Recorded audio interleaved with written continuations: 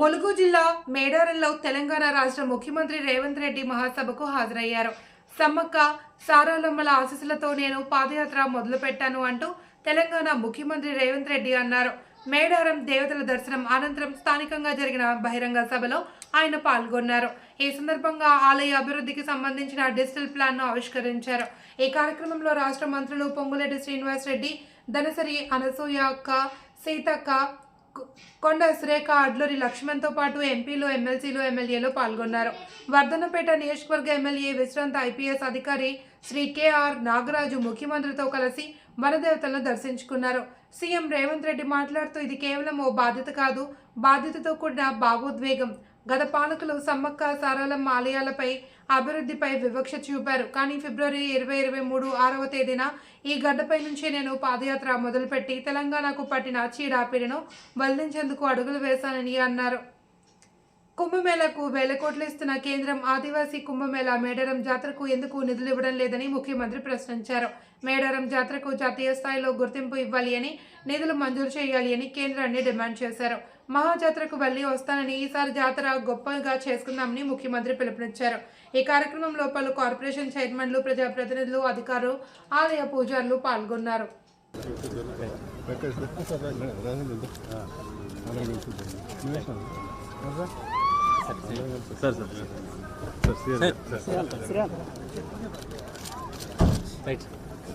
కొంచెం ఎన్నికొచ్చండి అందరూ, కొంచెం సైడ్ ఎంపీ గారి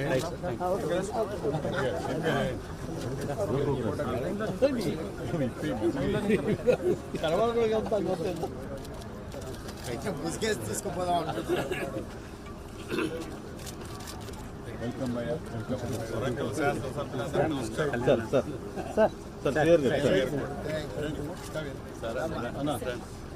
సార్ కొంచెం సైడ్ రండి సార్. అందరు వెనక్కి తిరగండి కొంచెం. గిరిజన ఎమ్మెల్యేలతో వచ్చిన అందరూ గ్రూపులో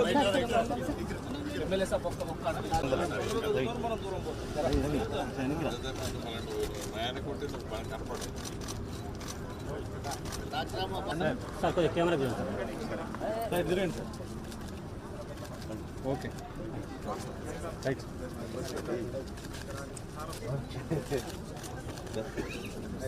అభివృద్ధి కార్యక్రమాలు చేయాలన్న సంకల్పంతో ముందుకు వెళ్తున్నాం. అభివృద్ధి అంటే అద్దాల మేడలు, రంగుల గోడలే కాదు, ప్రజల జీవన ప్రమాణాలు పెంచాలి. ముఖ్యంగా ఆదివాసీలు అంటే ఈ దేశం యొక్క మూలవాసులు. ఆ ఆదివాసీల యొక్క, గిరిజన సోదరుల యొక్క, లంబాడి సోదరుల యొక్క అభివృద్ధిని ఏ ప్రభుత్వం అయితే భుజాల మీద మోస్తుందో అదే ఆ ప్రాంతం యొక్క ప్రజల యొక్క అభివృద్ధి అని నేను సంపూర్ణంగా విశ్వసిస్తున్నా. అందుకే ఈనాడు ఆదివాసీ ప్రాంతాలలో, తండాలలో, గూడాలలో, మారుమూల పల్లెల్లో వాళ్ళ యొక్క సంక్షేమానికి, వాళ్ళ యొక్క అభివృద్ధి కార్యక్రమాలకి ఈరోజు ప్రభుత్వం ప్రణాళికలు అందిస్తుంది.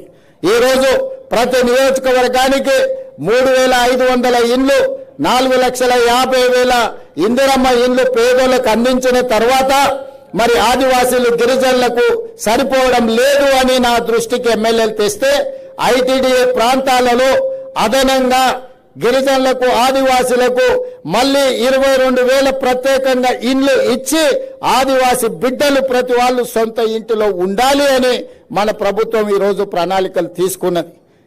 ఏ విషయం వచ్చినా వాళ్ళకి ఇవ్వాల్సిన వాటా కోట ఇవ్వాల్సిందే, అదనంగా ఇంకొంత ఇవ్వాలి. ఎందుకంటే దశాబ్దాలుగా వాళ్ళకు అన్యాయం జరిగింది, నష్టం చేకూరింది. కాబట్టి వాటిని సరిదిద్దడానికి ప్రయత్నాలు చెయ్యాలి అని చెప్పి ఈ రోజు మన ప్రభుత్వం ముందుకు వెళ్తుంది. అందుకే ఈనాడు సన్న బియ్యం ఇచ్చిన, రేషన్ కార్డులు ఇచ్చిన, రైతు రుణమాఫీ చేసిన, రైతు భరోసా పథకాన్ని అమలు చేసిన, ఇందిరమ్మ ఇండ్లు ఇచ్చిన, ఈ రోజు దేవాలయాల అభివృద్ధి కార్యక్రమాలను చేపట్టిన, ఆదివాసులను, గిరిజనులను దృష్టిలో పెట్టుకొని వాళ్ళకి ఏ విధంగా మేలు జరుగుతుందో దాని ప్రకారం ప్రణాళికలు సిద్ధం చేసుకొని ఈనాడు మన ప్రభుత్వం ముందుకు వెళ్తుంది. గతంలో లేనంత గొప్పగా ఈనాడు దళితులకు, గిరిజనులకు మన మంత్రివర్గంలో కానీ, మన ప్రభుత్వంలో కానీ ఎంతో ప్రాధాన్యత ఇవ్వడం జరిగింది. పరిపాలనలో భాగస్వాములు చేసుకుంటూ ప్రణాళికబద్ధంగా వాళ్ళ అభివృద్ధి కోసం నిర్ణయాలు తీసుకుంటూ ముందుకు వెళ్తున్నాం. ఇవాళ మిత్రులారా, ఈ కార్యక్రమం ఈరోజు సమ్మక్క సారలమ్మ గద్దెల మరియు ప్రాంగణ అభివృద్ధి పునర్నిర్మాణ కార్యక్రమము జీవితంలో వచ్చిన గొప్ప అవకాశం. ప్రతి మనిషి జన్మిస్తుంటాడు, మరణిస్తుంటాడు, కానీ కొద్ది మందికే అరుదైన అవకాశాలు వస్తుంటాయి.